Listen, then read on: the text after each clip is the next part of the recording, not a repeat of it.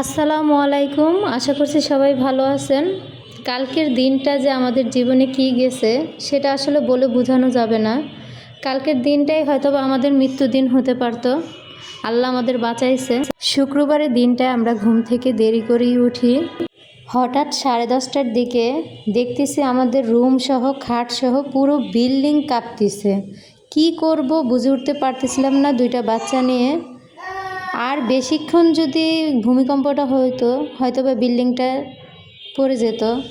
আল্লাহ আমাদের বাঁচাইছে সবাইকে এই বিপদ থেকে। আল্লাহর কাছে লাখো কোটি শুকরিয়া জানাই। চাউমিন না, এটা নুডলস। চাউমিন না।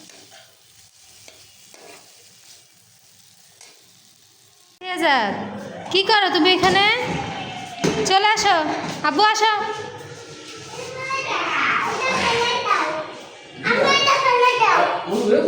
কি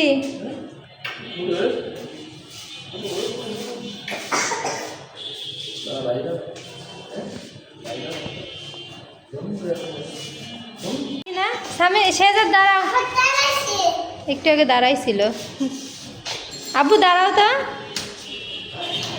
না শেষ, এখন বাচ্চাদের খাওয়াবো সকালের নাস্তা। সামিন খেয়ে নাও, নাস্তা খাও।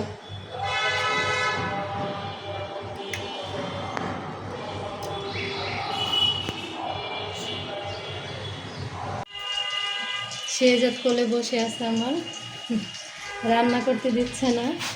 পচা ছেলে। আম্মু রান্না করবো না? পাখি উড়ে এলো, উড়ে এলো, উড়ে বাবা, আমার বাবা। মলেন্দা গুঁড়া মাছ চচ্চড়ি করব কাঁচা টমেটো দিয়ে। আলু দিয়ে খাইছি, পেঁয়াজ দিয়ে খাইছি, আমি কাঁচা টমেটো দিয়ে খাই নাই। আজকে দেখি কেমন লাগে। লবণ দাও।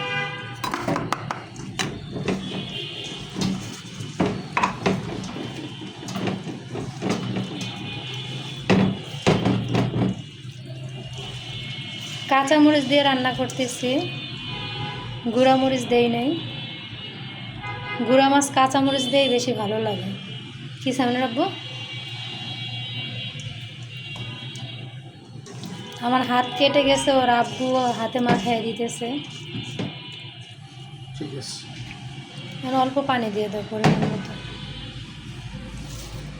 ভালো করে ধুয়ে নিও।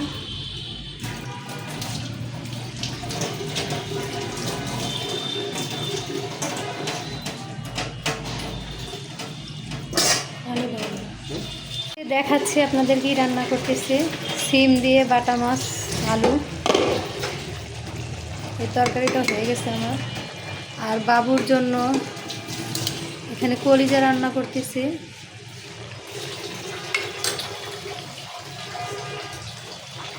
এটা এখন উঠায় ফেলবো, হয়ে গেছে।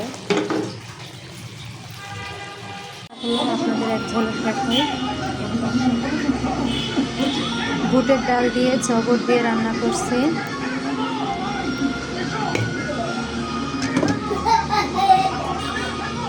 আজকে দুপুরের খাবার আমাদের ডাল, আর এদিক দিয়ে গুঁড়া মাছ টমেটো দিয়ে।